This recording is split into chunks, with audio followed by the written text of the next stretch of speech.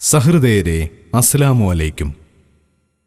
ഷറഫി വീഡിയോസിലൂടെ ഷറഫി പബ്ലിക്കേഷൻസിന്റെ പ്രസിദ്ധീകരണങ്ങൾ പരിചയപ്പെടാം.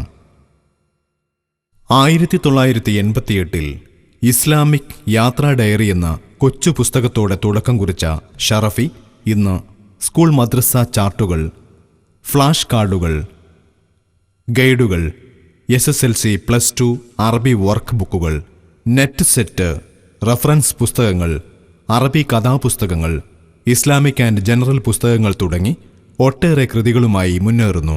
فارحمني يا أهل التقوى ويا أهل المغفرة ويا أرحم الراحمين ويا خير الناصرين ويا خير الغافرين حسبي الله وحده ارحمني برحمتك يا أرحم الراحمين وصلى الله على سيدنا محمد وآله وصحبه أجمعين والحمد لله رب العالمين.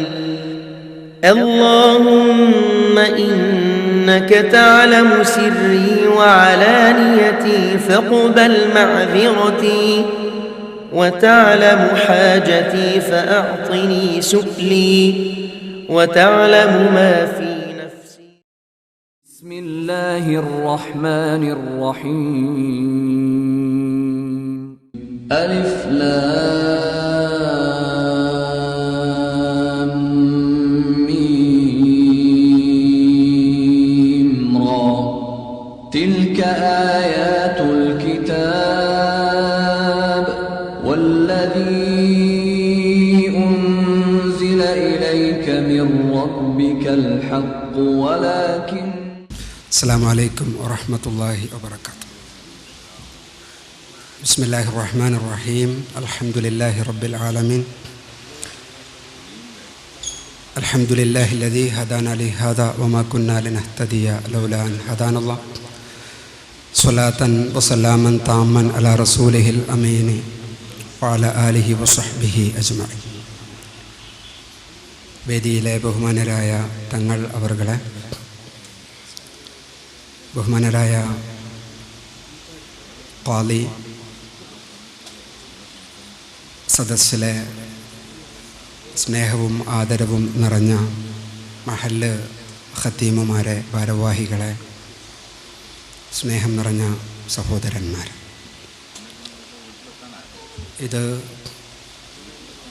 കോഴിക്കോട് പ്രദേശത്തെ വിവിധ മഹല്ലുകളിൽ നിന്ന് എത്തിച്ചേർന്ന ഏറ്റവും പ്രബുദ്ധരായ ഒരു ജനകീയ നേതൃത്വമാണ് എൻ്റെ മുമ്പിൽ ഉള്ളത്. വളരെ ചിട്ടയോടുകൂടി ഈ ക്യാമ്പ് മുമ്പോട്ട് കൊണ്ടുപോയില്ലെങ്കിൽ എന്താണോ നമ്മളിതുകൊണ്ട് ആഗ്രഹിക്കുന്നത് അതിൻ്റെ യഥാർത്ഥ ഗുണഫലം നമുക്ക് ലഭിക്കാതെ പോകും. അല്ലാഹു സുബ്ഹാനഹു വ തആല വളരെ ശാസ്ത്രീയമായ രീതിയിൽ നമ്മുടെ പദ്ധതികളും പരിപാടികളും ആസൂത്രണം ചെയ്യാൻ നമുക്കൊക്കെ തൗഫീക്ക് ചെയ്ത് അനുഗ്രഹിക്കുമാറാകട്ടെ. ഒരു മഹല്ല് എന്നത് കേരളത്തിലെ ഏറ്റവും വിശിഷ്ടമായ ഒരു മോഡലാണ്. ഒരു ഇസ്ലാമിക മിനി ഖിലാഫത്തിൻ്റെ ഏറ്റവും നല്ല ഒരു മോഡലാണ്. അത് ഒരു മതേതര ജനാധിപത്യ രാജ്യത്തിൻ്റെ അകത്തുള്ള ഒരധികാര കേന്ദ്രം എന്നുള്ള നിലക്കാണ് അതിൻ്റെ ഒരു സ്ഥാനം. മഹല്ലിലെ ഖത്തീബ് ഉസ്താദ് എണീറ്റ് നിന്നാൽ അദ്ദേഹം പറയാനുള്ളത് കേൾക്കാൻ സാഗൂതം കാത്തു നിൽക്കുന്ന ജനങ്ങൾ ഇപ്പോഴും നമ്മുടെ നാട്ടിലുണ്ട്. പള്ളിയുടെ പ്രസിഡൻ്റ് എണീറ്റ് നിന്നാൽ അദ്ദേഹം പറയുന്നത് ചെവി കൊടുക്കാൻ തയ്യാറായി നിൽക്കുന്ന ഒരു സമൂഹം ഇപ്പോഴും നമ്മുടെ നാട്ടിലുണ്ട്. പറഞ്ഞാൽ ഒരധികാരത്തിൻ്റെ ശക്തി പള്ളി കേന്ദ്രീകരിച്ച് മുസ്ലിം സമൂഹത്തിനെ നിരന്തരമായി ബന്ധിപ്പിച്ചുകൊണ്ടിരിക്കുന്നുണ്ട് എന്നുള്ള കാര്യം തീർച്ചയാണ്. പക്ഷേ ഇതിനെ സമ്പൂർണമായും ഉപയോഗപ്പെടുത്തുന്നിടത്ത് നമ്മൾ വിജയിച്ചോ ഇല്ലയോ എന്നുള്ളതാണ് നമ്മുടെ ചോദ്യം. കേരളത്തിലെ മഹല്ല് ജമാഅത്തുകളുടെ പ്രവർത്തന രീതി നമ്മൾ വിലയിരുത്തുമ്പോൾ രണ്ട് രീതിയിൽ നമുക്ക് കാണാൻ പറ്റും. അതിലൊന്നാമത്തെ ഒരു രീതി ഇതിൻ്റെ ജനറൽ ബോഡിയുമായി ബന്ധപ്പെട്ടിട്ടാണ് ഞാൻ പറയുന്നത്. ജനറൽ യോഗത്തിന് മുമ്പേ റിട്ടേണിംഗ് ഓഫീസറെ വെച്ച് ഒരു വലിയ ആൾക്കൂട്ടവും സംവിധാനവും ഒക്കെയുള്ള ഒരു ബാങ്ക് ഇലക്ഷൻ പോലെ നടക്കുന്ന, ജനറൽ ബോഡി നടക്കുന്ന ചില മഹല്ലുകളും ജമാഅത്തുകളും കാണാം. ഇതിൻ്റെ തൊട്ടടുത്ത ഒരു ധ്രുവം എന്ന് പറയുന്നത്, ഈ ജനറൽ ബോഡി നടന്നു കിട്ടണമെങ്കിൽ അത് ജുമാ കഴിഞ്ഞ ഉടനെ നടത്തിയേ പറ്റുള്ളൂ. ആളുകൾ എണീറ്റ് പോകും. ഉസ്താദിൻ്റെ ദുആക്ക് മുമ്പ് തന്നെ യോഗം ആരംഭിക്കണം, അല്ലെങ്കിൽ ആളുകൾ നിൽക്കൂല. അത് മദ്രസയിൽ വെക്കാൻ പറ്റൂല, കാരണം ആ ചെറിയ ഗ്യാപ്പിൽ ആളുകൾ രക്ഷപ്പെടും എന്ന നിലക്ക് കഷ്ടിച്ച് 1 കൊല്ലത്തിൻ്റെ ഇടയിലോ 2 കൊല്ലത്തിൻ്റെ ഇടയിലോ യോഗം കൂടി ഉണ്ടാക്കുന്ന കമ്മിറ്റികളും കേരളത്തിലുണ്ട്. വളരെ കഷ്ടപ്പെട്ടു പോകും. അങ്ങനെയുള്ള കമ്മിറ്റി യോഗങ്ങളിൽ നടക്കുക എന്ന് പറഞ്ഞാൽ, ഉസ്താദിന് വേണ്ടിയോ കമ്മിറ്റി ഭാരവാഹിക്ക് വേണ്ടിയോ കുറച്ചു നേരം പിടിച്ചു നിൽക്കുന്ന 100ഓളം വരുന്ന ആളുകൾ വരവ് ചെലവ് കണക്ക് അവതരിപ്പിക്കൽ കഴിഞ്ഞാൽ ഏതാണ്ട് എണീറ്റ് പോകാൻ തുടങ്ങും. അവസാനം ബാക്കിയാകുന്ന 13 ആളുകളാക്കിയിട്ട് വീണ്ടും തട്ടിക്കുട്ടി ഉണ്ടാക്കുന്ന കമ്മിറ്റിയാണ് കമ്മിറ്റി. നാട്ടുകാരുടെയൊക്കെ പണിയെന്ന് പറഞ്ഞാൽ ഇവർ ചെയ്യുന്ന കാര്യത്തിനൊക്കെ അഭിപ്രായം പറയുക, വിമർശിക്കുക, കുറ്റങ്ങൾ പറയുക എന്നൊക്കെ ചെയ്യുന്നൊരു പണി ചെയ്ത്, അവൻ സെക്രട്ടറിയല്ലേ അവനല്ലേ ചെയ്യേണ്ടത്, അവൻ പ്രസിഡൻ്റല്ലേ അവനല്ലേ ചെയ്യേണ്ടത്, പിന്നെ എന്തിനാണ് ഇവനെയൊക്കെ ആക്കിയത് എന്ന് പീടികയിലൊക്കെ നിന്നിട്ട് അഭിപ്രായം പറയുന്നത്. വരുന്ന ഉസ്താദിനെക്കുറിച്ച്, ഉസ്താദ്മാരെക്കുറിച്ച്, രീതികളെക്കുറിച്ച്. 2 കൊല്ലം ഒരു മഹല്ല് കമ്മിറ്റിയുടെ സെക്രട്ടറി ആയി പ്രവർത്തിക്കാൻ ഭാഗ്യം എനിക്ക് കിട്ടിയിട്ടുണ്ട്. ഭാഗ്യം എന്ന് പറയുന്നത് മറ്റ് ഏത് സംഘടനയുടെയും നേതാക്കളായി നടക്കുക എന്ന് പറയുന്നത് കുറച്ച് സുഖമുള്ള കാര്യമാണ്. പക്ഷെ മഹല്ല് കമ്മിറ്റിൻ്റെ സെക്രട്ടറി ആകുക എന്ന് പറഞ്ഞാൽ അത്ര എളുപ്പമല്ല. കാരണം 2 കാലും മണ്ണിൽ ഊന്നിയിട്ടെടുക്കുന്ന പണിയാണ്. 35 കിലോമീറ്റർ അപ്പുറത്ത് ഞാൻ യാത്ര ചെയ്തുകൊണ്ടിരിക്കുമ്പോൾ എന്നെ വിളിച്ചു, എൻ്റെ മഹലിലെ ചെറിയ പള്ളിയിൽ നിന്ന് വിളക്കിൽ എണ്ണ തീർന്നു പോയിരിക്കുന്നു എന്ന് പറഞ്ഞിട്ടാണ്. തൊട്ടപ്പുറത്തെ പീടിയിൽ എണ്ണ കിട്ടും, പക്ഷേ സെക്രട്ടറി തന്നെ വേണം അതിൽ എണ്ണ നിറക്കാൻ എന്ന മനോഭാവത്തോടു കൂടിയുള്ള കുറേ ആളുകൾ നമ്മുടെ ഒക്കെ മഹലിലുണ്ട്. അത്ര എളുപ്പമൊന്നുമല്ല ഈ മഹല്ല് കമ്മിറ്റിനെ നേരെ ചൊവ്വെ കൊണ്ടുപോകുക എന്ന് പറഞ്ഞാൽ. നാനാ ജാതിയിൽപ്പെടുന്ന, ജാതി എന്ന പ്രയോഗം ഇൻവേർട്ടഡ് കോമയിലാണ്, നാനാ ജാതിയിൽപ്പെടുന്ന ആളുകളെ ഒന്നിച്ച് ഭരിച്ച് മേച്ച് കൊണ്ടുപോകുക എന്ന് പറയുന്ന ഒരു വല്ലാത്ത ബുദ്ധിമുട്ടുള്ള ഒരു സമയത്താണ് നമ്മളുള്ളത്. പക്ഷേ എന്നാലും നമ്മൾ ചോദിക്കുന്നത്, 13 അംഗ അല്ലെങ്കിൽ 15 അംഗ 17 അംഗ ഒരു ജമാഅത്ത് കമ്മിറ്റി എന്നൊക്കെ പറയുന്ന, ഞാൻ നേരത്തെ പറഞ്ഞതുപോലെ പരിശുദ്ധ ഇസ്ലാമിൻ്റെ ഒരു മേശുദ് ഖിലാഫത്തായി നിലകൊള്ളുന്ന ഈ ഒരു സമിതി ഇന്ന് പൊതുവെ കേരളത്തിലെ മഹല്ലുകളിൽ ചെയ്തുകൊണ്ടിരിക്കുന്നത് എന്താ? മാസാവസാനമാകുമ്പം നാട്ടിൽ നിന്ന് കിട്ടേണ്ടതൊക്കെ പിരിച്ച് മാസത്തിൽ 5-ാം തീയതിക്കുള്ളിൽ പള്ളിയിലും മദ്രസയിലും ഒക്കെ ഉള്ള ആളുകൾക്കൊക്കെ പൈസ കൊടുക്കുക, കൊല്ലത്തിലൊരു 12 ദിവസം വാഴ്ന്ന് നടത്തുക എന്ന് പറയുന്ന ഒരു മിനിമം ലെവൽ പരിപാടിൻ്റെ അപ്പുറത്തേക്ക് ഈ അധികാര കേന്ദ്രത്തിന് കൂടുതലൊന്നും ചെയ്യാൻ പറ്റുന്നില്ല എന്ന് പറയുന്ന ഒരവസ്ഥ ഇന്ന് നിലവിലുണ്ട്. ഞാൻ ചോദിക്കുന്നത്, ഈ പണി ചെയ്യാൻ ഒരു റിസീവർ വിചാരിച്ചാൽ മതിയാവൂലേ? സത്യത്തിൽ ഈ പൈസ പിരിക്കലും പൈസ കൊടുക്കലും അതിൻ്റെ റെസീറ്റ് വെക്കലും എന്ന് പറയുന്ന ഒരു പണി വിചാരിച്ചാൽ ഒരാളും ചെയ്യും. പിന്നെ ഇത്ര വലിയൊരു ജമാഅത്ത് എന്നൊക്കെ പറയുന്ന ഒരു രീതിയിലേക്ക് നമ്മളിതിനെ പറയുകയും ഇതിനെ കൊണ്ടു നടക്കുകയും ചെയ്യുമ്പോൾ ജനങ്ങളുടെ വിവിധങ്ങളായ കാര്യങ്ങളിൽ നമ്മൾ ഇടപെടണം. പ്രശ്നങ്ങൾ നമ്മുടെ മുമ്പിലുണ്ട്, ശരിയാണ്. പ്രശ്നങ്ങളിലേക്കാളേറെ സാധ്യതകളും നമ്മുടെ മുമ്പിൽ ഉണ്ട്. ഏറ്റവും വലിയൊരു പ്രശ്നം മഹല്ല് കമ്മിറ്റികൾ ഇന്ന് അഭിമുഖീകരിക്കുന്നത്, മഹല്ലിൻ്റെ പരിധിയിൽ വരുന്ന എല്ലാതരം റിസോഴ്സുകളെയും നമുക്ക് ഉപയോഗിക്കാൻ പറ്റുന്നില്ല എന്നുള്ളതാണ്. ഞാൻ ഉദ്ദേശിക്കുന്നത് മനുഷ്യ വിഭവശേഷിയെ പൂർണ്ണമായും ഉപയോഗിക്കാൻ നമുക്ക് കഴിയുന്നില്ല എന്നുള്ളതാണ്. മഹല്ല് കമ്മിറ്റിനേക്കാളും വലിയ സംഘടനകൾ നാട്ടിലുണ്ട്. മഹല്ല് കമ്മിറ്റി നടത്തുന്നതിനേക്കാളും വലിയ കാര്യങ്ങൾ നടത്തുന്ന സംഘടനകൾ നമ്മുടെ നാട്ടിലുണ്ട്.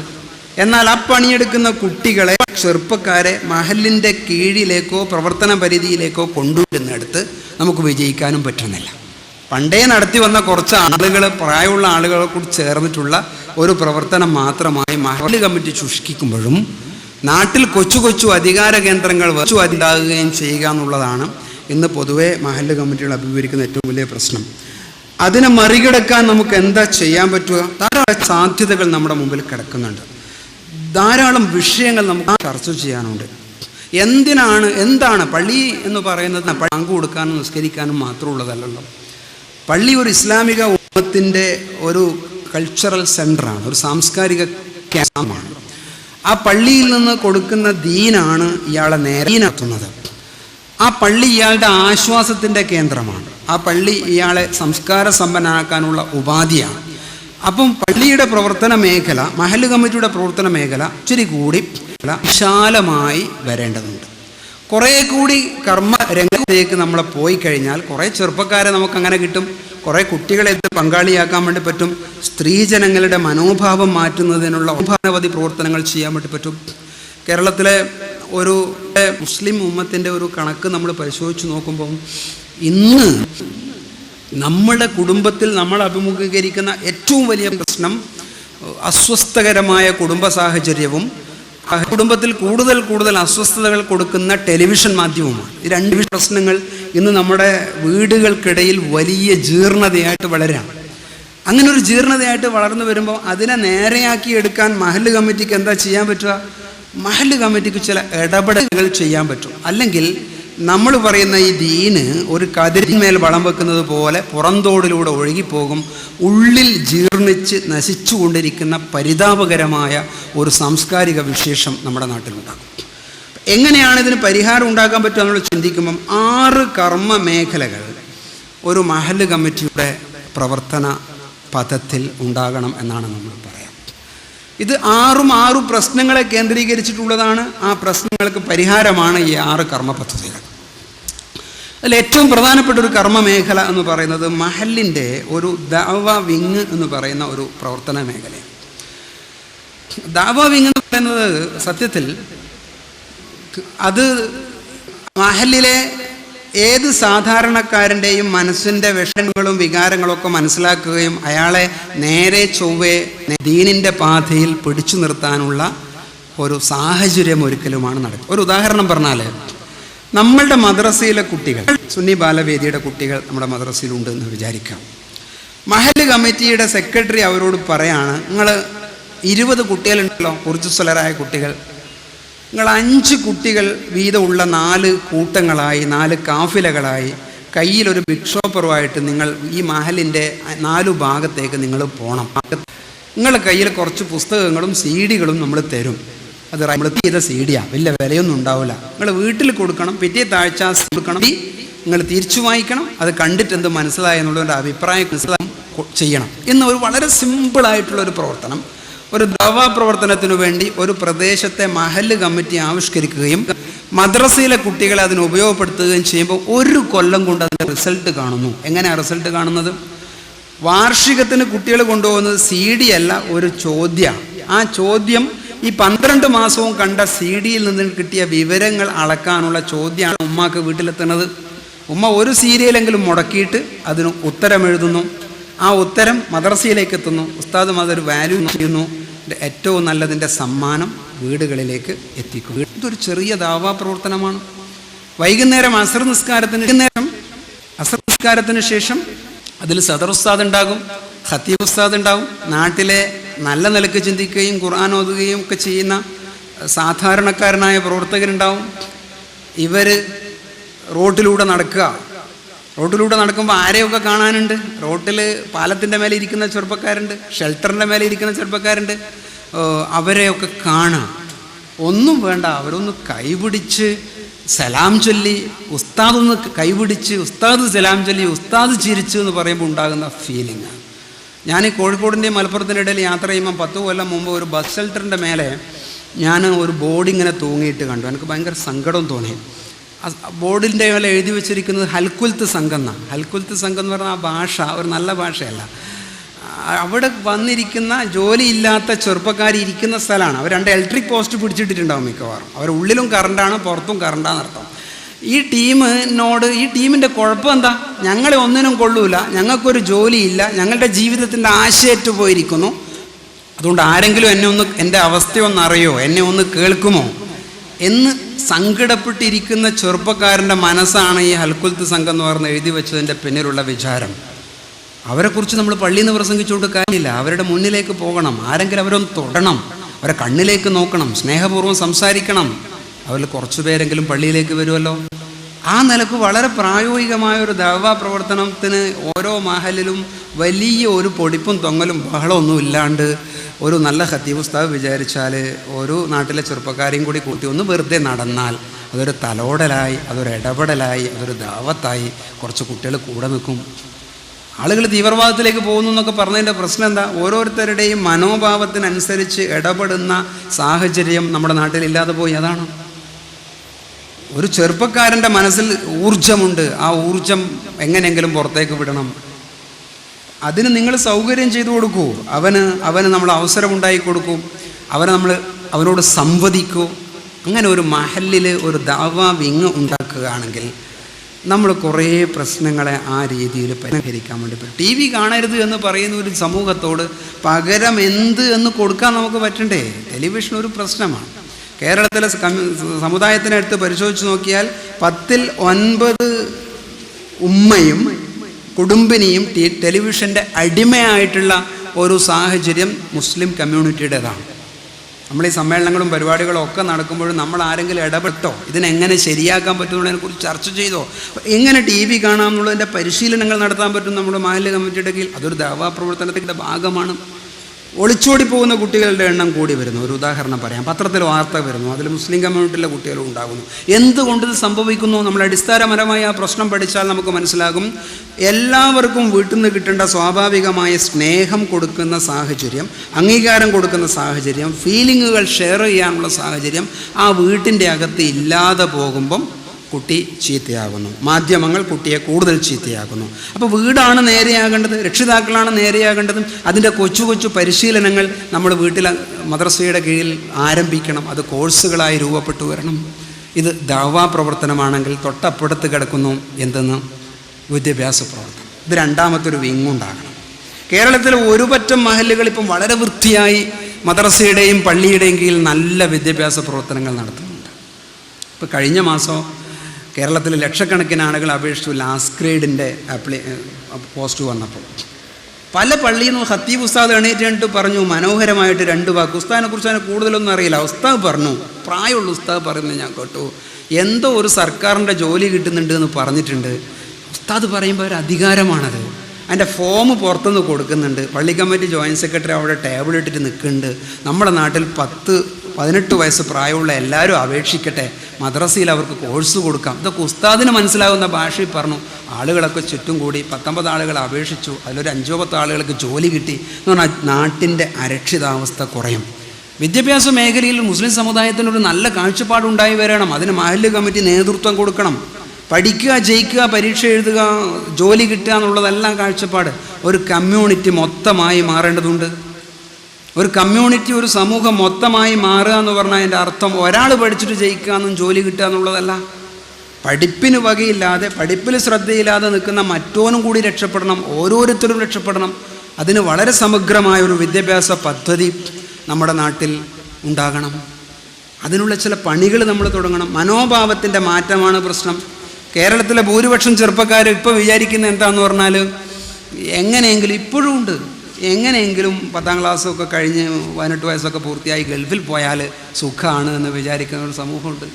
ജനിക്കുമ്പോൾ ഉമ്മ എന്ന് പറഞ്ഞു തുടങ്ങുമ്പോൾ തന്നെ ഉംറ എന്നും പറഞ്ഞു തുടങ്ങുകയാണ് കുട്ടികൾ. എന്ന് പറഞ്ഞാൽ എങ്ങനെയെങ്കിലും ഒരു ഉംറ വിസ എടുത്ത് ചാടിയിട്ട് ജീവിച്ചു വരാമെന്ന് വിചാരിക്കുന്ന ആളുകൾ. ഇത് നടക്കൂലാന്ന് പഠിപ്പിച്ചു കൊടുക്കാനുള്ള ബാധ്യത നമുക്കുണ്ട്. അല്ലെങ്കിൽ എന്ത് പറ്റും?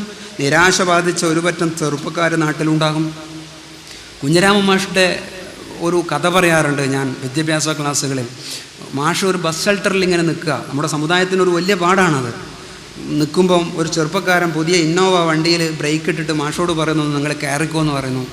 മാഷ് കയറുന്നു. ആരാ മോനെ നീ ചോദിക്കുന്നു. മാഷോട് സുമുഖനായ മുഹമ്മദ് പറയണത്, മാഷേ നിങ്ങൾക്ക് എന്നെ മറക്കാം, പക്ഷേ എനിക്ക് നിങ്ങളെ മറക്കാൻ പറ്റൂല. 20 കൊല്ലം മുമ്പ് 4ാം ക്ലാസ്സിൽ സ്ഥിരമായി വരാത്തതിൻ്റെ പേരിൽ, കണക്ക് ചെയ്യാത്തതിൻ്റെ പേരിൽ അന്നൊരു മുഹമ്മദിൻ്റെ ചെവിക്കുറ്റി പിടിച്ചിട്ട് സ്കൂളിൽ നിന്ന് പുറത്താക്കി നിങ്ങൾക്ക് ഓർമ്മയുണ്ടോ? ആ മുഹമ്മദാണ് ഈ വണ്ടിയിലിരിക്കണത്. അന്ന് നിങ്ങളെങ്ങനെ പുറത്താക്കിയത് കൊണ്ട് ഞാൻ ഇത്ര വലിയൊരു ഐശ്വര്യത്തിലേക്ക് എത്തി. ഞാനെങ്ങാനും തുടർന്ന് പഠിച്ചു പോയിനെങ്കിൽ എനിക്ക് ഈ വണ്ടി ഉണ്ടാവില്ല, കാറും ഉണ്ടാവില്ല, വീടും ഉണ്ടാവില്ല. നിങ്ങളെപ്പോലെ ഒരു മാഷായിട്ട് ബസ് ഷെൽട്ടറിൽ ബസ് കാത്ത് നിൽക്കുന്നുണ്ടാവും. ഇത് പണ്ടത്തെ മുഹമ്മദിന് പറയായിരുന്നു, എങ്ങനെയെങ്കിലും എന്നെ ഒന്ന് തോൽപ്പിക്കൂ, ഞാൻ ഗൾഫിലേക്ക് പോട്ടെ, ഞാൻ സമ്പാദിക്കട്ടെ എന്ന് പറയാൻ പറ്റുമായിരുന്നു. ഇന്നത്തെ മുഹമ്മദിന് പറയാൻ പറ്റുമോ? ഒരു സ്ക്രൂ എങ്കിലും തിരിക്കാത്ത പറ്റാത്തവൻ ഗൾഫിലേക്ക് പോയിട്ട് എന്താ കാര്യം? അറബിക്ക് ചായ ഉണ്ടാക്കി കൊടുക്കുന്ന ആൾ നാട്ടിലേക്ക് വന്നപ്പോൾ അവനോട് ചോദിച്ചു അത്ര ഇവൻ്റെ അത്തറും ഇവൻ്റെ ടൈയും ഇവൻ്റെ സൂട്ടൊക്കെ കണ്ടപ്പോൾ എനിക്ക് എന്താ ജോലിയും ചോദിച്ചപ്പോൾ അവൻ പറഞ്ഞിട്ടുണ്ട് പണ്ടൊരു വാചകം I am the Sulaimani operator എന്ന് പറഞ്ഞു. ഞാൻ അവിടെ സുലൈമാനി ഓപ്പറേറ്ററാണ്. എന്നാൽ അറബിക്ക് കട്ടൻ ചായ ഉണ്ടാക്കി കൊടുക്കലാണ് പണി. മറ്റേവൻ കമ്പ്യൂട്ടർ ഓപ്പറേറ്റർ എന്ന് പറയുമ്പോൾ ഇൻ്റർനെറ്റ് ഓപ്പറേറ്റർ എന്ന് പറയുമ്പോൾ ഇവന് സുലൈമാനി ഓപ്പറേറ്ററാണ് അവിടെ ഈ ചായ ഉണ്ടാക്കി കൊടുക്കാന്ന്. ഇതിൽ നിന്ന് രക്ഷപ്പെടേണ്ട ഈ ഒരു സമൂഹം ഗൾഫിൽ പോകുന്നുണ്ടെങ്കിൽ പൊയ്ക്കോട്ടെ, എന്തെങ്കിലും പഠിക്കണം, എന്തെങ്കിലും ഉരിയാടാൻ പഠിക്കണം, എന്തെങ്കിലും സംസാരിക്കാൻ അറിയണം, ഒരു സ്ക്രൂ എങ്കിലും തിരിക്കാനുള്ള പണി അറിയണം, എന്നിട്ട് പോകൂ. അല്ലെങ്കിൽ ഏറ്റവും ഉയർന്ന സാങ്കേതിക വിദ്യയിൽ ബിരുദാനന്തര ബിരുദവും എക്സ്പെർട്ടൈസേഷനും കഴിഞ്ഞിട്ട് പോകൂ. അല്ലാത്തവൻ ഇവിടെയുള്ള പണികൾ കൊടുക്കൂ. ഈ ഗൈഡൻസ് കൊടുക്കാൻ ആരാണ് നമ്മുടെ മഹലിലുള്ളത്? ഇത് മതത്തിൻ്റെ ബാധ്യതയല്ലേ? ഒരു സമൂഹം ഒന്നിച്ച് ലക്ഷ്യബോധമില്ലാതെ നശിക്കുമ്പോൾ നമ്മൾ ഇടപെടണ്ടേ? അതിനാണ് ഞാൻ പറയുന്നത്. 10ാം ക്ലാസ് കഴിഞ്ഞ കുട്ടികളൊക്കെ നമ്മുടെ മദ്രസയിലേക്ക് കയറി വരിക. നിങ്ങൾ ആലോചിച്ച് നോക്കൂ, അവിടെ മഹല്ല് കമ്മിറ്റി ഒരു പരിപാടി നടത്തുക. രാവിലെ 10 മണിയുടെയും വൈകുന്നേരം 5 മണിയുടെയും ഇടയിൽ ഈ മഹല്ലിലുള്ള കുട്ടികളും രക്ഷിതാക്കളും വന്നാൽ ഏത് കോഴ്സ് തിരഞ്ഞെടുത്ത് പഠിക്കാം എന്നുള്ളത് പറഞ്ഞു കൊടുക്കും. ഡോക്ടർ പ്രിസ്ക്രൈബ് ചെയ്ത് കൊടുക്കുന്ന പോലെ ഒരു കമ്പ്യൂട്ടർ വെച്ച് ചെറിയ ചെറിയ പണി ചെയ്തിട്ട് ആപ്റ്റിറ്റ്യൂഡ് ടെസ്റ്റ് ചെയ്തിട്ട് വൈകുന്നേരം റിസൾട്ട് കൊടുക്കുന്നു. മദ്രസ നിൽക്കുന്നുണ്ടല്ലോ 10 മണിയുടെയും 6 മണിയുടെയും ഇടയിൽ ഫ്രീ ആയിട്ട് നമുക്ക് ചെയ്യാൻ പറ്റൂലേ? ഇത് എല്ലാവർക്കും ചെയ്യാൻ കഴിയില്ല. അതിനാണ് നാട്ടിൽ വിദ്യാഭ്യാസമുള്ള ആളുകളെ കൂടി ചേർത്തിട്ട് നമ്മുടെ മഹല്ല് കമ്മിറ്റിയുടെ കീഴിൽ ഒരു വിദ്യാഭ്യാസ വിങ്. അപ്പോൾ അവർ നമ്മളോട് അടുക്കും, നമുക്ക് കുറച്ചുകൂടി നല്ല പ്രവർത്തനം കിട്ടും. 2 മേഖലകൾ ഞാൻ അവതരിപ്പിച്ചു. 3ാമത്തൊരു പ്രശ്നം എന്ന് പറയുന്നത് മഹലിലെ റിലീഫ്. സിറ്റിയിലായാലും ഗ്രാമത്തിലായാലും ഈ സമുദായത്തിന് ഇപ്പോഴും നമ്മുടെ മുമ്പിലുള്ള ഏറ്റവും വലിയൊരു ബുദ്ധിമുട്ട് എന്ന് പറയുന്നത് ദാരിദ്ര്യം കൊണ്ട് പൊറുതിമുട്ടുന്ന വലിയൊരു സമൂഹം നമ്മുടെ മുമ്പിലുണ്ട്. അതുകൊണ്ട് തന്നെ മതപരമായ കാര്യങ്ങൾ വേണ്ടത്ര അങ്ങോട്ടേക്ക് എത്തുന്നില്ല. കാരണം അവർ ജീവിതത്തിൻ്റെ പ്രശ്നങ്ങൾ അഭിമുഖീകരിക്കുന്നവരാണ്. മക്കളെ കല്യാണം കഴിപ്പിക്കാൻ പറ്റാത്ത ആളുകൾ, വീടിൻ്റെ പ്രശ്നമുള്ളവർ, അന്നത്തിന് വകയില്ലാത്തവർ, കുട്ടികളുടെ വിദ്യാഭ്യാസത്തിന് വകയിൽ ഒരു പടി ആളുകൾ നമ്മുടെ മുമ്പിൽ നടക്കുന്നുണ്ട്. നാട്ടിൽ ധാരാളം റിലീഫ് പ്രവർത്തനങ്ങളും പരിപാടികളൊക്കെ നടക്കും. പക്ഷെ ശാസ്ത്രീയമായ രീതിയിലുള്ള ഒരു റിലീഫിനെ കുറിച്ച് ചിന്തിക്കാൻ പറ്റുന്നവർ മഹല്ല് കമ്മിറ്റി തന്നെയാണ്. കാരണം മഹല്ല് കമ്മിറ്റി എന്ന് പറയുന്നത് ഞാൻ നേരത്തെ പറഞ്ഞതുപോലെ ഒരുപാട് അധികാരങ്ങളുള്ള ഒരു സംഘമാണ്. അപ്പോൾ നമുക്ക് ചെയ്യാൻ പറ്റും. പക്ഷെ നമ്മളും ചെയ്യുന്നത് എന്താ വിചിത്രമാണെന്ന് തോന്നും. പരിശുദ്ധ റമദാൻ മാസത്തിൽ ഒരുപക്ഷെ റമദാൻ 26 27 ഒക്കെ ആകുമ്പോൾ ഇതുപോലുള്ള ഒരു സ്റ്റേജിൽ ഒരു 5 കിലോൻ്റെ അരി ഇങ്ങനെ അട്ടിയായി വെച്ചിട്ട് ഒരു സാധുവിനെ വിളിച്ചിട്ട് അയാൾക്ക് 5 കിലോ അരി കൊടുക്കുന്നതിൻ്റെ പേര് മഹത്തായ റിലീഫ് പരിപാടി എന്നാണ്. എന്നിട്ട് ആ സാധുവിൻ്റെ പടം പത്രത്തിൽ അടിച്ചു വരികയും ചെയ്യും. വല്ലാത്തൊരവസ്ഥ. ഞങ്ങൾ ആലോചിച്ച് നോക്കട്ടെ. ഇത് മഹല്ല് കമ്മിറ്റി നടത്തുന്ന മഹത്തായ റിലീഫ് അതാകാൻ പാടില്ല. അത് സംഘടനകളൊക്കെ പുറത്ത് നടത്തിക്കോട്ടെ. മഹല്ല് കമ്മിറ്റി ചെയ്യുമ്പം ഞാൻ കാസർഗോഡ് ജില്ലയിലെ ഒരു മഹലിലെ ഭാരവാഹികളുമായി ഇടപെട്ടപ്പോൾ അവരെനിക്ക് കമ്പ്യൂട്ടറിൽ ഒരു സോഫ്റ്റ്വെയർ കാണിച്ചു തന്നു. സോഫ്റ്റ്വെയർ ABCDE എന്ന് പറഞ്ഞിട്ട് 5 കാറ്റഗറി ഉണ്ട്. ഈ കാറ്റഗറിയിൽ പെടുന്നത് മഹലിലെ ഏറ്റവും ബുദ്ധിമുട്ട് അനുഭവിക്കുന്ന ആളുകളുടെ ലിസ്റ്റാണ്. എയിൽ പെടുന്ന ആളുകൾ ബുദ്ധിമുട്ടില്ലാത്ത ആളുകളാണ്. അവിടെ തൊട്ട് തലേ ദിവസം ഗൾഫിൽ നിന്നൊരു ഫോൺ വന്നു, നമ്മുടെ നാട്ടിൽ ഏതെങ്കിലും ക്യാൻസർ രോഗി ബുദ്ധിമുട്ടുന്നുണ്ടെങ്കിൽ അവർക്ക് കൊടുക്കാനുള്ള 20,000 രൂപ എൻ്റെ കയ്യിലുണ്ട് എന്ന് പറഞ്ഞൊരു സഹോദരൻ വിളിച്ചപ്പോൾ കമ്പ്യൂട്ടറിൽ അവർ വിരലമർത്തി Eയിലില്ല, Cയിൽ കിട്ടി. ഒരു ബുദ്ധിമുട്ടുന്ന ഒരാളെന്ന് പറഞ്ഞാൽ C കാറ്റഗറിയിൽ പ്രയാസം അനുഭവിക്കുന്ന ഒരാളുണ്ട്, അയാൾക്ക് ആ പൈസ കൊടുക്കുന്നു. അപ്പോൾ നമ്മളെന്താ ചെയ്യുക? റമദാൻ മാസത്തിൽ സമ്പന്നരായ ആളുകൾ സക്കാത്ത് കൊടുക്കുമ്പോൾ അവരുടെ കയ്യിലേക്ക് ഒരു ലിസ്റ്റെങ്കിലും കൊടുക്കാൻ മഹല്ല് കമ്മിറ്റി ഭാരവാഹിക്ക് പറ്റൂലേ, കമ്മിറ്റിക്ക് പറ്റൂലേ? നമ്മുടെ നാട്ടിൽ ഈ വർഷം ബുദ്ധിമുട്ടുന്ന ആളുകളുടെ ഒരു പ്രയോറിറ്റി ലിസ്റ്റ് സക്കാത്ത് സംഘടിതമായി കൊടുക്കുക എന്ന് പറയുന്ന ഒരു പരിപാടി വേറെ നടക്കുന്നുണ്ട്. സാധാരണ നിലക്ക് തലയിൽ വെച്ചിട്ട് മത്സ്യം വെക്കുകയായിരുന്ന ചെറുപ്പക്കാരന് പിറ്റേത്തെ വർഷം നല്ല ഡീസൻ്റുള്ള ഒരു സ്കൂട്ടീൻ്റെ മേലെ മത്സ്യവും കൊണ്ടുവന്നപ്പോൾ ഞാൻ ചോദിച്ചു, നീ ഉഷാറായിപ്പോയല്ലോ. നേരെ നിന്നിട്ട് ആ ചങ്ങാതി പറയാണ്, ഉഷാറായത് വേറത് കൊണ്ടുമല്ല, ഇന്ന് പള്ളിയുടെ വക എൻ്റെ തൊഴിലിൽ എനിക്ക് ഉപാധി തരാൻ തീരുമാനിച്ചു. അത് റിലീഫിൻ്റെ ഭാഗമാണ്. അത് ആരുടെയോ സക്കാത്തിൻ്റെ ഒരു പൈസയാണ്. സംഘടിതമായിക്കൊള്ളുന്ന ഒരു വ്യക്തിക്ക് ചെയ്യാലോ. എന്തുകൊണ്ട് നമ്മൾ ഇങ്ങനെ ശാസ്ത്രീയമായ രീതിയിൽ ക്രിയാത്മകമായ രീതിയിൽ നമ്മൾ ആലോചിക്കുന്നില്ല അതേക്കുറിച്ച്? നമ്മൾ ചെയ്യുന്നത് എന്താണെന്ന് പറഞ്ഞാൽ ദരിദ്രവാസിയെ വീണ്ടും ദരിദ്രവാസിയാക്കുന്ന പണിയാണ്. ഒരാളുടെ കയ്യിൽ 100 റുപ്യ ഉണ്ടെന്ന് വിചാരിച്ചോ. എൻ്റെ ആഗ്രഹം എന്ന് പറഞ്ഞാൽ 100 റുപ്യ 100 കോയിനാക്കി മാറ്റിയിട്ട് 100 കൊടുത്തിട്ട് എനിക്ക് വലിയ ആളാകണം എന്നുള്ളതാണ്. ഒരാളുടെ പ്രശ്നവും പരിഹരിക്കപ്പെടുന്നില്ല. അങ്ങനെയുള്ളൊരു മനോഭാവം മാറ്റിയിട്ട് ഓരോ വർഷവും എന്തുകൊണ്ട് 2 3 ആളുകളെയെങ്കിലും നമ്മുടെ മഹലിൽ നിന്ന് ഉയർത്തിക്കൊണ്ടുവരാനും, ദാരിദ്ര്യരേഖയുടെ മേലെ ഉയർത്തിക്കൊണ്ടുവരാനും, എന്നിട്ട് പിറ്റേത്തെ പ്രാവശ്യം അവരുടെ അടുത്ത് റെസീറ്റ് എടുത്തിട്ട് പിരിവിന് പോകാനും പോലും പറ്റുന്ന ഒരവസ്ഥയിലേക്ക് വളർത്തിക്കൊണ്ടുവരാനുള്ള ഒരു രീതി നമുക്ക് സ്വീകരിക്കേണ്ടതല്ലേ? പ്രവാചകർ സല്ലല്ലാഹു അലൈഹി വസല്ലം തങ്ങളത് പഠിപ്പിച്ചതല്ലേ? വല്ലതും ഉണ്ടോ എന്ന് ചോദിച്ചിട്ട് വന്ന ചെറുപ്പക്കാരനോട് ഒന്നും വീട്ടിലില്ലേ എന്ന് ചോദിച്ചപ്പോൾ ഒരു വിരിപ്പുണ്ടെന്ന് പറഞ്ഞപ്പോൾ അത് കൊണ്ടുവരാൻ പറഞ്ഞപ്പോൾ അതിൽ നിന്ന് കിട്ടിയ 2 ദിർഹം കൊണ്ട് 1 ദിർഹമിന് അരി വാങ്ങിയിട്ട് കഞ്ഞി വെക്കാനും മറ്റേ ദിർഹം കൊണ്ട് കാട്ടിൽ പോയി മഴ കൊടുത്ത് കാട്ടിൽ പോയി വിറക് വെട്ടി മാർക്കറ്റിൽ വിറ്റിട്ട് നീ വലുതാകണമെന്ന് പഠിപ്പിച്ച റസൂലുള്ളാഹി സ്വല്ലല്ലാഹു അലൈഹി വസല്ലം തങ്ങളുടെ ക്രിയേറ്റിവിറ്റിയുടെ സൃഷ്ടിപരതയുടെ മാതൃക നമ്മുടെ മുമ്പിലില്ലേ? എന്തുകൊണ്ട് നമ്മളങ്ങനെ സ്വീകരിക്കുന്നില്ല? നമുക്കൊക്കെ പണിയെടുക്കാൻ ഇച്ചിരി ബുദ്ധിമുട്ടാണ്, നമ്മളൊക്കെ വേദനിക്കാൻ ബുദ്ധിമുട്ടുന്ന ആളാണ്. കാര്യങ്ങളൊക്കെ എളുപ്പം അങ്ങ് നടക്കണം, എന്നിട്ട് എന്തൊക്കെയോ നടത്തിയെന്ന് വരുത്തണമെന്ന് നമ്മൾ വിചാരിക്കുക എന്നുള്ളതാണ്. നമ്മളെ പരിസരത്തുള്ളൊരു ജില്ലയിൽ ടിയേഴ്സ് എന്ന് പറഞ്ഞിട്ടൊരു സംഘം ഞാൻ ഈ അടുത്ത കാലത്ത് പരിചയപ്പെട്ടു. കണ്ണുനീര് എന്നാണ് അതിനർത്ഥം. അത് സ്ത്രീകളുടെ സംഘമാണ്. അവർ പുറത്തൊന്നും ഇറങ്ങാറില്ല. അവരുടെ ഒരു കൂട്ടം പല വീടുകളിലായിട്ടും കൂടും. എന്നിട്ട് അവർ ഭർത്താക്കന്മാരുടെ നിന്നൊക്കെ വാങ്ങിയ 10,000 വെച്ചിട്ട് 10 ലക്ഷം ഉറുപ്പ്യ ഉണ്ടാക്കി വെച്ചിരിക്കുന്നു സഹോദരിമാരുടെ കയ്യിൽ. വേദനിക്കുന്ന സ്ത്രീക്ക് അവരാശ്വാസം കൊടുക്കും. അത് ദാനമായിട്ടല്ല. 10,000 20,000 കൊടുത്താൽ 5-10 മാസം കൊണ്ട് ക്രമേണയായി തിരിച്ച് തന്നിട്ട് കടം വീട്ടിയാൽ മതി. പലിശയില്ല. നിങ്ങളെ കാതിൽ പണയം വെച്ചിട്ട് നിങ്ങൾ ലോൺ എടുത്തിട്ട് ബുദ്ധിമുട്ടണ്ട, ഞങ്ങൾ നിങ്ങളെ സഹായിക്കാൻ തയ്യാറാണ് എന്ന് ഒരു പറ്റം സ്ത്രീകൾ, മുസ്ലിം സ്ത്രീകൾ ഇടപെടുന്ന മഹല്ലുകൾ കേരളത്തിലുണ്ട്. എന്ന് പറഞ്ഞാൽ ജനങ്ങളുടെ ബുദ്ധിമുട്ട് അറിയുക എന്ന് പറയുന്നത്. ജീവിതത്തിൻ്റെ കാര്യത്തിലൊന്ന് അങ്ങോട്ട് ഇടപെട്ട് കഴിഞ്ഞാൽ അവർ ദീനീ കാര്യത്തിൽ ഇങ്ങോട്ടും ഇടപെടും.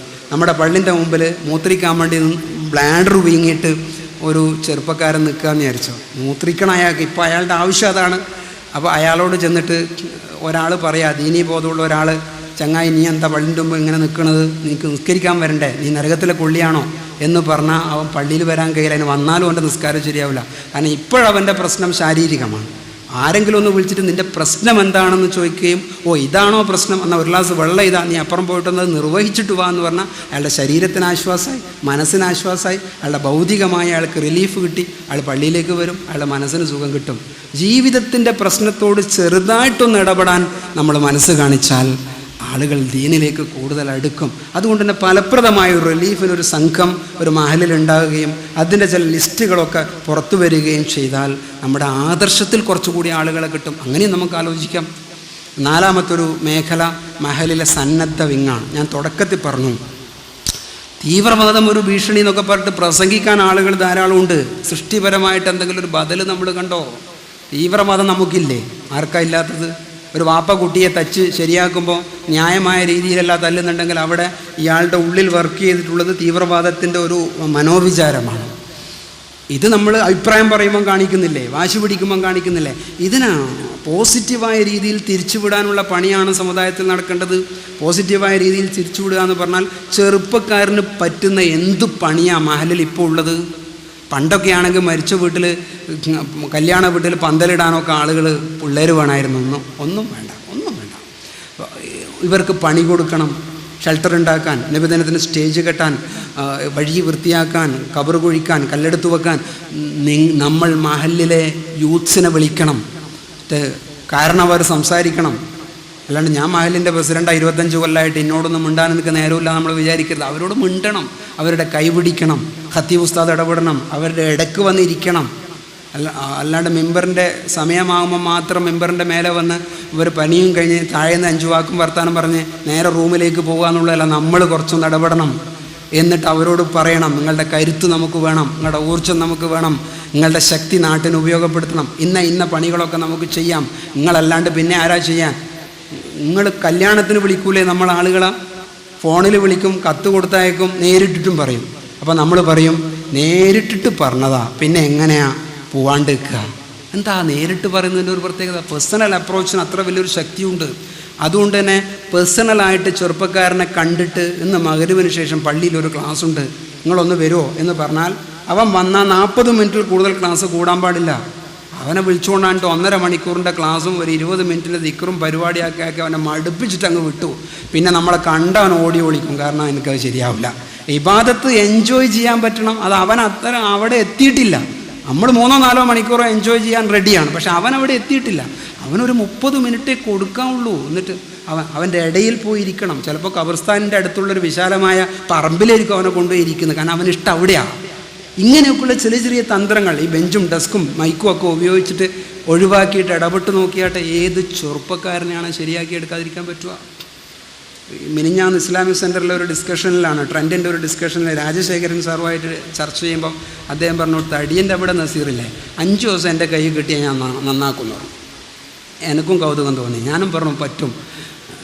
പത്രങ്ങളിലൊക്കെ കാണുന്നില്ലേ, അള്ളാഹു ആയാലും അതിൻ്റെ നിജസ്ഥിതിയൊന്നും നമ്മൾ ആലോചിക്കുന്നതല്ല, അതൊക്കെ ഓരോ വിഷയാധിഷ്ഠിതമാണ്. നമ്മൾ പറയുന്നത് ഏതൊരു ചെറുപ്പക്കാരൻ്റെയും ഉള്ളിൽ നന്മയുണ്ട്. അത് പോലീസുകാരനോട് സത്യം തുറന്നു പറയുന്ന ഒരു കക്ഷി, അതിൻ്റെ തന്നെ അർത്ഥം എന്താ? നന്മയുണ്ട് എന്നതാണ്. ആ നന്മയെ ഉപയോഗിച്ചാൽ അവനെ നമുക്ക് 5 ദിവസത്തെ ഇടപെടൽ കൊണ്ട് നേരെയാക്കാൻ പറ്റും. ആ ഇടപെടൽ നമ്മൾ പഠിക്കണം. ഇവരെ ബ്രാൻഡ് ചെയ്ത് വിടാൻ പാടില്ല. ഞാൻ ഒരു ഖത്തീബ് ഉസ്താദിൻ്റെ പ്രസംഗം കേട്ടു. അദ്ദേഹം പ്രസംഗിക്കുക, നമ്മളെ നാട്ടിൽ കള്ളു കുടിക്കുന്ന ചെറുപ്പക്കാർ 24 ആളുണ്ട് എന്നാണ് എൻ്റെ അഭിപ്രായം. മുപ്പര് വികാരം കൊള്ളുക.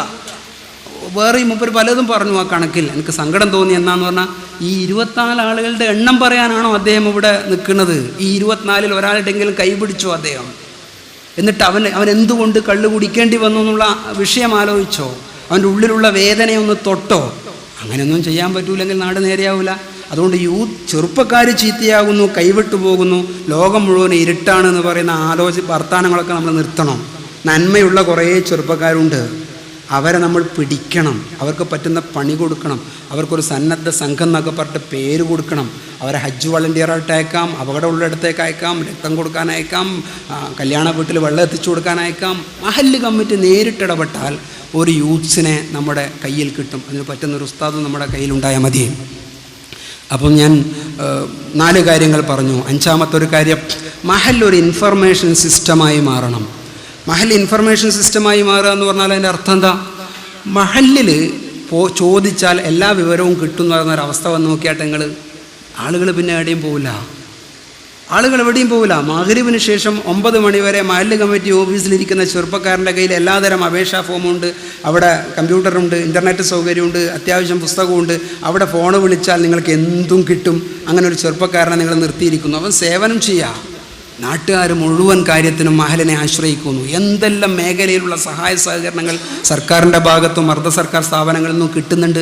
അത് എത്തിച്ചു കൊടുക്കാൻ നമ്മുടെ സാധുക്കൾക്ക്, അർഹരായ ആളുകൾക്ക് എത്തിച്ചു കൊടുക്കാൻ എന്തുകൊണ്ട് നമുക്ക് സാധിക്കുന്നില്ല? മഹലിൽ കൃത്യമായ ഇൻഫർമേഷൻ സിസ്റ്റം ഉണ്ടാകുന്നില്ല എന്നുള്ളതാണ്. അങ്ങനെ ഒരു ഇൻഫർമേഷൻ സിസ്റ്റം നമ്മൾ വികസിപ്പിച്ചു വന്നാൽ ആളുകൾ മഹലുമായി അടുക്കും. നമുക്ക് ഒരുപാട് അങ്ങോട്ടേക്ക് കൊടുക്കാം. ഞാൻ പറഞ്ഞില്ലേ, 12ാം ക്ലാസ് കഴിഞ്ഞ കുട്ടികളെ കമ്പ്യൂട്ടറിൻ്റെ മുമ്പിലിരുത്തിയിട്ട് ആപ്റ്റിറ്റ്യൂഡ് ടെസ്റ്റ് നടത്തിയിട്ട് 60 കുട്ടികളുടെയും റിസൾട്ട് പള്ളി കമ്മിറ്റി ഓഫീസിൻ്റെ മുമ്പിൽ പ്രസിദ്ധീകരിക്കുന്നു. ഇന്ന കുട്ടി ഡോക്ടറാകാൻ പറ്റും, ഇന്ന കുട്ടികൾ മതം പഠിക്കാൻ പോകണം. കാരണം ഇത് മനഃശാസ്ത്രപരമായ വിശകലനം. അതിന് പള്ളി കമ്മിറ്റി നേതൃത്വം കൊടുക്കുക. എന്തു വ്യത്യസ്തമായ രീതിയാണ്. ലോകം മാറുമ്പോൾ അതിനനുസരിച്ച് നമ്മുടെ ഇൻഫർമേഷൻ ലെവൽ മാറണം. അതിനുള്ള ആളുകൾ നമ്മുടെ മഹലിലുണ്ട്, അതിന് പഠിച്ച കുട്ടികളുണ്ട്. പക്ഷെ ഒന്ന് അങ്ങോട്ട് പോയിട്ട് അവരെ കൈപിടിച്ചിട്ട് മോനെ നീ അതിനെ സഹായിക്കണം എന്ന് പറയാനുള്ള മൂഡ് നമുക്കുണ്ടാകണം. എന്നാൽ നമ്മൾ രക്ഷപ്പെടും. 5 കാര്യങ്ങൾ ഞാൻ പറഞ്ഞു. 6-മത്തൊരു കാര്യം, മഹല്ല് മസ്ലഹത്ത് വിഭാഗം എന്നൊക്കെ പറയും. അതിനൊരു വിങ്ങൊക്കെ ഉണ്ടാക്കി ചിലയിടത്തൊക്കെ വിജയിക്കുന്നുണ്ട്. പക്ഷെ എന്തു വന്നാലും മുസ്ലിം സമുദായത്തിൽ ഭാര്യയുടെയും ഭർത്താവിൻ്റെ ഇടയിൽ അസ്വസ്ഥതകൾ കൂടുതലുണ്ട്. ചെറിയ പ്രശ്നങ്ങളെ കൊണ്ട്, നിസ്സാരമായ പ്രശ്നങ്ങളെ കൊണ്ട് തെറ്റിപ്പണഞ്ഞ് കിടക്കുന്ന കുറേ കുടുംബങ്ങളുണ്ട്. ആ കുടുംബത്തിൻ്റെ ഇടയിലൊക്കെ ഒരു വർത്താനം പറഞ്ഞാൽ മതി കേട്ടോ, ഒറ്റൊരു വർത്താനം പറഞ്ഞാൽ മതി. ആ കുടുംബം, ഞാനൊരു ഉദാഹരണം പറയാം. ഞാൻ ഈ കൗൺസിലിംഗ് മേഖലയിലൊക്കെ പ്രവർത്തിക്കുന്ന ഒരാളായതുകൊണ്ട്, ഒരു ഭാര്യ എൻ്റെ അടുത്ത് വന്നിട്ട് പറഞ്ഞു, ഒരു സ്ത്രീ, എൻ്റെ ഭർത്താവിനെ എനിക്കിഷ്ടമല്ല, എനിക്ക് പറ്റൂല എന്ന്. അപ്പോൾ പറ്റൂല, അതിനൊരുപാട് ന്യായങ്ങളുണ്ട്. അപ്പോൾ എനിക്ക് കൗതുകം തോന്നി. ഞാൻ ആ സ്ത്രീയോട് പറഞ്ഞു, എന്താ കാരണം? ചെറിയ കുറേ കാര്യങ്ങൾ ചേർത്ത് വെച്ച് കൊണ്ട് നടക്കുകയാണ് ആ സ്ത്രീ. ഞാൻ ചോദിച്ചു, ഇത് മാത്രമൊന്നുമല്ലല്ലോ, നിങ്ങളെ ഭർത്താവ് ഭയങ്കര മോഷണം നടത്തുന്ന ആളാണെന്നാണല്ലോ എൻ്റെ അഭിപ്രായം, അങ്ങനെയാണല്ലോ ഞാൻ കേട്ടതെന്ന് പറഞ്ഞു. അപ്പോൾ സ്ത്രീ പറഞ്ഞു, എൻ്റെ ഭർത്താവിനെക്കുറിച്ച് അത് മാത്രം പറയരുതെന്ന് പറഞ്ഞു. നിങ്ങളെ ഭർത്താവ് കൊലപാതകമൊക്കെ ചെയ്താലെന്തോ അങ്ങനത്തെ പ്രശ്നങ്ങളുണ്ടല്ലോ. മൂപ്പരൊരു പല്ലിനെ പോലും കൊല്ലുന്ന ഞാൻ കണ്ടിട്ടില്ല. എന്നിട്ടല്ലേ ഒരു മനുഷ്യന് നിങ്ങളെ ഭർത്താവ് ഈ അവിഹിതമായ ബന്ധങ്ങളങ്ങനെ? മൂപ്പരുടെ ചാരിത്രം മാത്രം നിങ്ങൾ എന്നോട് ചോദിക്കരുത്. അക്കാര്യത്തിലൊക്കെ മൂപ്പര് വളരെ ശുദ്ധനാണ്. പിന്നെ കുറച്ച് കൂട്ടുകാരുടെയൊക്കെ കൂട്ടത്തിൽ കൂടിയിട്ട് കള്ളൊക്കെ കുടിച്ചു പോയൊരു പ്രശ്നം എന്തോ ഉണ്ടാവുമല്ലേ എന്ന് പറഞ്ഞപ്പോൾ, മദ്യപാനോ അതൊന്നും മൂപ്പര കാര്യത്തിലില്ല എന്നാണ്. അപ്പം ഞാൻ ചോദിച്ചു, മദ്യപിക്കാത്ത ഭർത്താവ് മോഷണം നടത്താത്ത ഭർത്താവ്, കൊലപാതകം ചെയ്യാത്ത ഭർത്താവ്, വേശ്യാവൃത്തിയിൽ ഏർപ്പെടാത്ത ഭർത്താവ്, ഇത്ര നല്ലൊരു ഭർത്താവ് ഉണ്ടായിട്ടാണോ നിങ്ങൾ ഇങ്ങനെയൊക്കെ ചിന്തിക്കുന്നത്, ഒഴിഞ്ഞു പോകാൻ വിചാരിക്കുന്നത് എന്ന് ചോദിച്ചപ്പോൾ ഓ ശരിയാ അല്ലേ എന്ന് പറയുകയാണ് സ്ത്രീ. നോക്കൂ നിങ്ങൾ, ഒരാളുടെ ചെറിയ വാക്കുകളെ കൊണ്ട് നേരെയാക്കാൻ പറ്റുന്നതാണ് പലതും. അപ്പോൾ നമുക്കങ്ങനെ ചില ഒരു മസ്ലഹത്ത്, ഒരു അഡ്വക്കേറ്റ്, ഒരു കൗൺസിലർ, ഒരു പണ്ഡിതൻ, ഒരു സഭ, 5-10 മഹല്ലുകൾ ചേർന്നിട്ട് നമ്മളെ പ്രശ്നങ്ങളൊക്കെ ഒരു വെള്ളിയാഴ്ച കോടതിയിൽ കൊണ്ടുവരുന്നു. അവിടെ വൈകുന്നേരം ഒരു സിറ്റിംഗ് നടക്കുന്നു, നല്ല രീതിയിൽ പരിഹരിക്കപ്പെടാൻ പറ്റുന്നു, പരിഹരിക്കുന്നു. അപ്പോൾ എണ്ണം കൂടും. അത് വേറെ എവിടെയെങ്കിലും പോലീസ് സ്റ്റേഷനിലോ പാർട്ടി ഓഫീസിലൊക്കെ പോയി അനിസ്ലാമികമായ രീതിയിൽ പരിഹരിക്കപ്പെടുന്നതിന് പകരം നമുക്ക് ചെയ്യാൻ പറ്റും. മിക്കവാറും മുസ്ലിം കുടുംബത്തിലെ ഈ അസ്വസ്ഥതകൾക്കുള്ള പ്രധാനപ്പെട്ട ഒരു കാരണം സാമ്പത്തിക മാനേജ്മെൻറ്റിൻ്റെ കുഴപ്പമാണ്. എന്ന് പറഞ്ഞാൽ ഉള്ള പണം വളരെ കൃത്യമാണ്. ഉള്ള പണം എങ്ങനെ ഉപയോഗിക്കണം എന്നറിയാത്ത ഉമ്മയും വാപ്പയും. ഇതാണ് കുഴപ്പം. ഫാമിലി ബഡ്ജറ്റ് എന്ന് പറയുന്നൊരു കാര്യം ക്രിസ്ത്യൻ കമ്മ്യൂണിറ്റി നന്നായി പഠിപ്പിക്കുന്നുണ്ട്. അവരെ ഇടവകയിൽ കല്യാണം കഴിക്കുന്നതിന് മുമ്പും പഠിപ്പിക്കുന്നുണ്ട്. കല്യാണം കഴിഞ്ഞിട്ട് ഓരോ കൊല്ലം കഴിയുമ്പം ഭാര്യയും ഭർത്താവും അച്ഛൻ്റെ മുമ്പിൽ ഇരുന്നിട്ട് പ്രശ്നങ്ങൾ പറഞ്ഞ് ശരിയായി പോകുന്നുണ്ട്. നമുക്കെന്താ, നമ്മളെന്തിനാ നേരമുള്ളത്? ഒന്നിനും നമുക്ക് നേരമില്ല, ഒന്നും നമ്മൾ ചെയ്യുന്നില്ല. എറണാകുളത്ത് ഒരു ടെക്സ്റ്റ് ബുക്കിൻ്റെ വർക്ക്ഷോപ്പിന് ചെന്നപ്പോൾ അവിടെ ഒരു 10-50 ചെറുപ്പക്കാരികളും 10-50 ചെറുപ്പക്കാർക്കും ക്യാമ്പ് നടക്കുന്നു. എനിക്ക് കൗതുകം തോന്നി. ഞാൻ അച്ഛനോട് ചോദിച്ചപ്പോൾ പറഞ്ഞു, ഇവിടെ കല്യാണത്തിന് മുമ്പുള്ള കോഴ്സ് നടത്തുകയാണ്. എങ്ങനെ ഭാര്യയും ഭർത്താവും പൊരുത്തപ്പെട്ട് ജീവിക്കണം, എങ്ങനെ ആശയവിനിമയത്തിൽ ഏർപ്പെടണം എന്നൊക്കെയുള്ള രീതിയിലുള്ള കോഴ്സുകൾ. അത് കഴിഞ്ഞാൽ മാത്രമേ നിക്കാഹ് ചെയ്തു കൊടുക്കുള്ളൂ. അച്ഛൻ്റെ ഭാഷയിൽ പറഞ്ഞു. അത് അവരൊരു പഠിപ്പാണ്. എന്തിനാ? തുടക്കം തന്നെ ഭദ്രമാക്കാനുള്ള പഠിപ്പാണ്. അപ്പോൾ ഞാൻ ആലോചിച്ച് നോക്കിയത്, നമ്മളൊക്കെ നാട്ടിൽ നിക്കാഹ് നടക്കണമെങ്കിൽ സ്ത്രീധനത്തിൻ്റെ ഇത്ര ശതമാനത്തിൻ്റെ ഫീസ് പള്ളി കമ്മിറ്റിക്ക് അടച്ചിട്ട് റെസീറ്റ് കാണിച്ചാലേ അന്ന് മുഅദ്ദിൻ ഫാത്തിഹ വിളിക്കുള്ളൂ നിക്കാഹിൻ്റെ. അവർ നിൽക്കുന്നത് വിവാഹത്തിന് മുമ്പുള്ള കൗൺസിലിംഗ് ഒക്കെ കഴിഞ്ഞ് മാനസികമായി തയ്യാറെടുത്ത ആണും പെണ്ണും കല്യാണത്തിലേക്ക് പോകുമ്പോൾ ഇവിടെ സ്ത്രീധനത്തിൻ്റെ ബാക്കി ഇത് വാങ്ങി നിൽക്കുന്ന ചില കമ്മിറ്റികൾ ചില പ്രദേശത്തൊക്കെ ഉണ്ട്. ഞങ്ങൾക്ക് അറിയില്ല നമ്മുടെ പ്രദേശത്തുണ്ടോ എന്നുള്ളത്. ഇങ്ങനെയൊക്കെയുള്ള ചില വ്യത്യാസങ്ങളുണ്ട്. അപ്പം നമ്മൾ മാറിയേ പറ്റുള്ളൂ, ചില ഇടപെടലുകൾ നടത്തിയേ പറ്റുള്ളൂ. വെറുതെ കുറ്റപ്പെടുത്തിയിട്ട് കാര്യമില്ല. കുടുംബത്തെ നേരെയാക്കാൻ, അവരുടെ മനസ്സിൽ സമാധാനം കൊടുക്കാൻ ഒന്നും നമ്മൾ ചെയ്തിട്ടില്ല എന്നൊരു പ്രശ്നം നമ്മുടെ മുമ്പിൽ പ്രശ്നമായി നിൽക്കുന്നുണ്ട്. അതുകൊണ്ട് തന്നെ 1000 ഉറുപ്പിക വരുമാനമുള്ള കുടുംബത്തിനും സുഖമായി ജീവിക്കാം, 1 ലക്ഷം ഉള്ളവർക്കും ജീവിക്കാം. പക്ഷേ ഉള്ളത് കൊണ്ട് പൊരുത്തപ്പെട്ട് ജീവിക്കാനുള്ള ഒരു അതിനാണ് നമ്മൾ ബഡ്ജറ്റ് ട്രെയിനിങ് എന്നൊക്കെ പറയുന്നത്. നിങ്ങളുടെ മഹലിലെ ഈ സ്ത്രീകളും പുരുഷന്മാരും അടങ്ങുന്ന ഒരു ടീമിനെ ഒരു ബഡ്ജറ്റ് ട്രെയിനിങ്ങിന് വിളിച്ച് ഒരു കടലാസ് കൊടുത്ത് അതിൻ്റെ പരിശീലനം കൊടുത്താൽ ഭാര്യയും ഭർത്താവും രാത്രി തീരുമാനിക്കുന്നു, ശരിയാ നമുക്ക് എല്ലാ ദിവസവും മത്സ്യം വാങ്ങാൻ പറ്റില്ല, ആഴ്ചയിൽ അഴക്കൂറ വാങ്ങാൻ പറ്റില്ല. അതൊരു തീരുമാനമാണ്. ആ തീരുമാനത്തിൽ മക്കളും കൂടി പങ്കാളികളാകുമ്പം ഉള്ളത് കൊണ്ട് പൊരുത്തപ്പെട്ട് ജീവിക്കുന്ന കുടുംബങ്ങളുണ്ടാകുന്നു. അങ്ങനെയുള്ള കുടുംബങ്ങളുണ്ടാകുമ്പോൾ മഹലിൽ മൊത്തം സുരക്ഷിതത്വം ഉണ്ടാകുന്നു, സമാധാനമുണ്ടാകുന്നു. മഹല്ല് കമ്മിറ്റിയുടെ ഫൈനാൻസിലുമുണ്ട് പ്രധാനപ്പെട്ടൊരു കാര്യം. മഹല്ല് കമ്മിറ്റിയുടെ ഫൈനാൻസൊക്കെ മിക്കവാറും ഔദ്യോഗികമായ ഓഡിറ്റർ കണക്ക് പരിശോധിക്കുന്നതായിരിക്കും. പക്ഷെ നമ്മൾ വളരെ ചിന്തിക്കണം മഹല്ല് കമ്മിറ്റിയുടെ ഒരു കണക്കൊക്കെ തയ്യാറാക്കുമ്പോൾ. ഇപ്പോൾ കുതിര, ഞാനൊരു ഉദാഹരണം തമാശക്ക് പറയാം. കുതിരക്ക് പുല്ല് വാങ്ങാൻ വേണ്ടി 2000 ചിലവായത് 2000 ഉറുപ്പിക എന്ന് പറഞ്ഞിട്ട് വൗച്ചർ എഴുതി കൊടുത്തു നേരിച്ചോ. ആ വൗച്ചറിൽ ഔദ്യോഗികമായ സീലും സിഗ്നേച്ചറും ഉണ്ടെങ്കിൽ ഒരു ഒഫീഷ്യൽ ഓഡിറ്ററെ സംബന്ധിച്ചിടത്തോളം അയാൾ കണക്ക് പാസ്സായി കൊടുക്കണം. കാരണം വൗച്ചർ വെച്ചിട്ടുണ്ട്, ഔദ്യോഗികമാണ്, ഫോർമലാണ്, പ്രശ്നങ്ങളൊന്നുമില്ല. പക്ഷെ ഒരു ഇസ്ലാമിക ഫൈനാൻസിൻ്റെ ഭാഗത്തു നിന്ന് ചിന്തിക്കുമ്പം കുതിര ആവശ്യമായിരുന്നോ, കുതിര ഉണ്ടായിരുന്നുവോ, അതിന് ഇത്ര പുല്ല് വേണ്ടിയിരുന്നോ എന്ന് ചിന്തിക്കുന്ന ഒരു മനോഭാവം വേണം. പള്ളി കമ്മിറ്റികളുടെ പലതിൻ്റെയും നിർമ്മാണ പ്രവർത്തനം എന്ന് പറഞ്ഞാൽ ഹൗദിൻ്റെ കല്ല് ഒരു പ്രാവശ്യം മാറ്റി വെച്ച് പിന്നെ സ്റ്റെപ്പൊന്ന് മാറ്റി സിമൻ്റ് ഇട്ട് പിന്നെ ആ സിമൻ്റ് ഇളക്കി മാറ്റി അങ്ങനെ നടത്തുന്ന നിർമ്മാണ പ്രവർത്തനം അല്ല ഒരു നാട്ടിൽ നടക്കേണ്ടത്. ഓരോ പൈസ ചിലവഴിക്കുമ്പോഴും അത് വേണ്ടതാണോ അല്ലയോ എന്ന് ആലോചിച്ച് ചിട്ടയോടുകൂടി സ്വന്തം പുരക്ക് ചിലവാക്കുന്നതിനേറെ വ്യത്യസ്തമായി ചിലവാക്കുന്ന ഒരു മഹല്ല് നേതൃത്വം നാട്ടിലുണ്ടാകുകയും നാട്ടിലെ പൈസ മഹല്ല് നിവാസിയുടെ പൈസ എങ്ങനെ ചെയ്യണം. ഇപ്പോൾ ട്രെൻഡ് ഞങ്ങളുടെ ഒരു വിദ്യാഭ്യാസ വിങ്ങാണ്. അതിൻ്റെ പ്രവർത്തനം പലയിടത്തും നടക്കുന്നുണ്ട്. ഞങ്ങളുടെ ഒരു ട്രെയിനിങ് ഉണ്ട്. അതിൽ 3000 ഉറുപ്പ്യ മുതൽ 15,000 ഉറുപ്പ്യ വരെ കയ്യിൽ പൈസയുള്ള ഒരു ഫാമിലി 3000-ന് എങ്ങനെ ചിലവാക്കാം, 6000-ന് എങ്ങനെ ചിലവാക്കാം, 10,000-ന് എങ്ങനെ ചിലവാക്കാം, 15,000-ന് എങ്ങനെ ചിലവാക്കാം. ഉപ്പാക്ക് കൊടുക്കുന്ന ട്രെയിനിങ്ങാണ്. അത് കഴിഞ്ഞാൽ ആ കുടുംബത്തിൽ സുരക്ഷിതത്വം ഉണ്ടാകും. മഹല്ല് കമ്മിറ്റിക്ക് ചെയ്യാവുന്നതാണ്.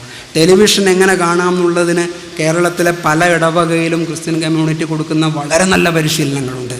ടെലിവിഷൻ ഇനി എടുത്തു ചാടാൻ ഇനി ആര് ഫത്വ കൊടുത്താലും എടുത്ത് ചാടൂല. കാരണം എങ്ങനെയാണ് ഒരു നല്ല ചാനൽ ഉണ്ടാക്കുക എന്നൊക്കെയുള്ള ഒരു ആലോചനയിലാണ് നമ്മളൊക്കെ. ഒരു മാധ്യമമായിട്ട് അത് നിലനിൽക്കും. അങ്ങനെ വരുമ്പോൾ ഇതെങ്ങനെ നല്ല നിലക്ക് ഉപയോഗിക്കാം എന്നുള്ളത് പരിശീലനം ചില വിഭാഗങ്ങളൊക്കെ ഡെവലപ്പ് ചെയ്ത് വന്നിട്ടുണ്ട്.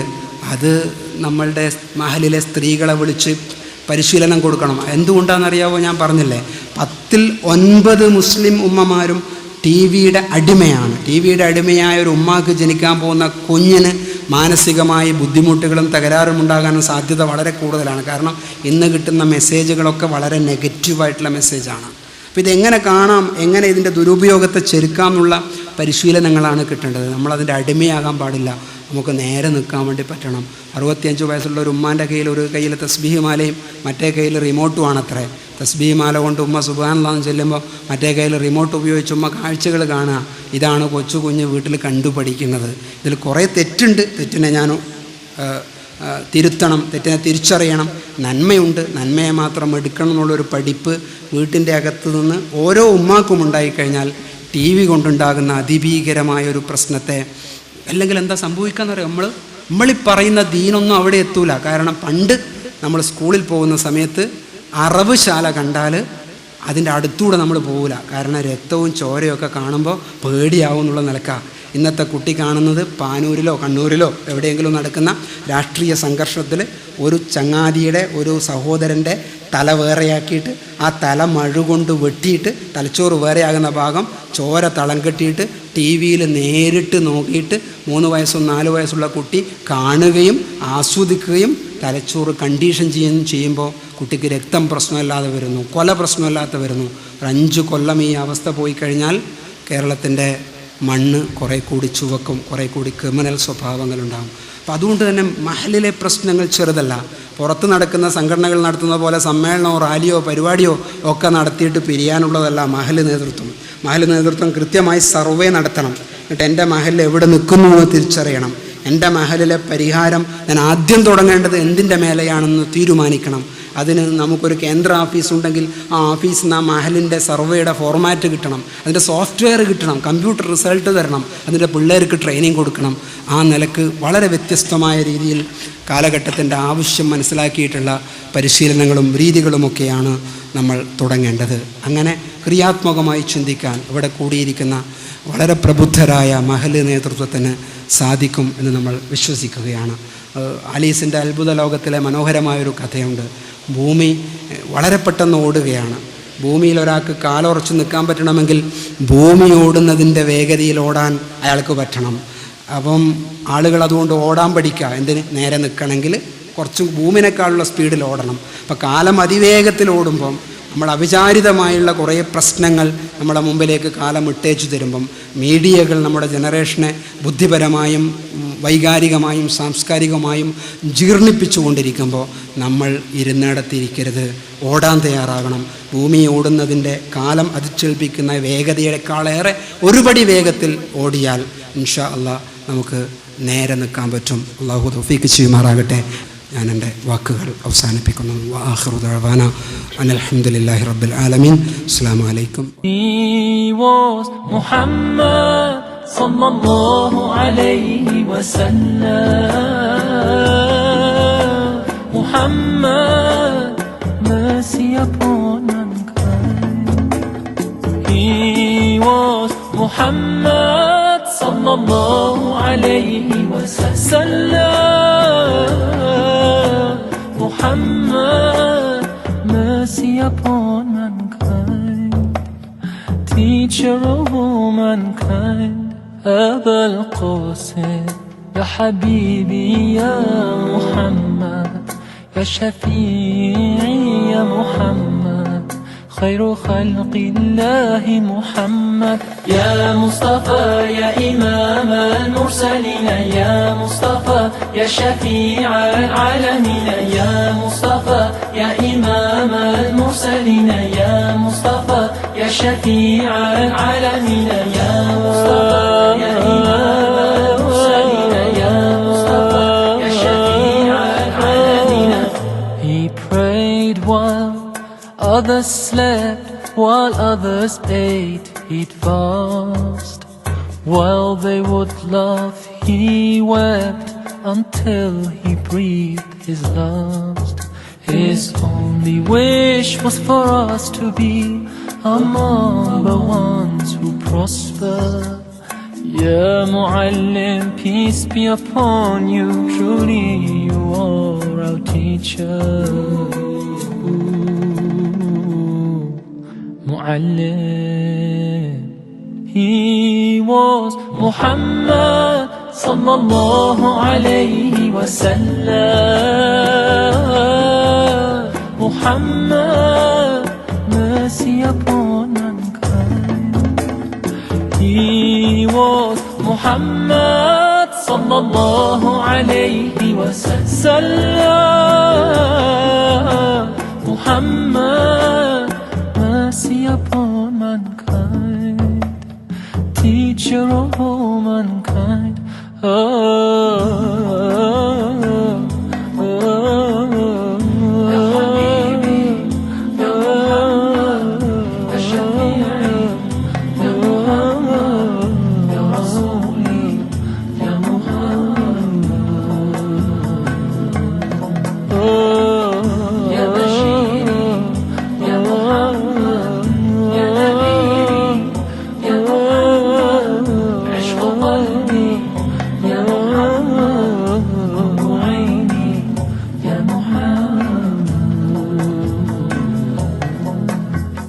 Taught us to be just and kind, and to feed the poor and hungry, help the wafer and the orphan child, and to not be cruel and miserly. His speech was soft and gentle, like a mother stroking her child. His mercy and compassion were most radiant when he smiled. He was Muhammad sallallahu alayhi wa sallam.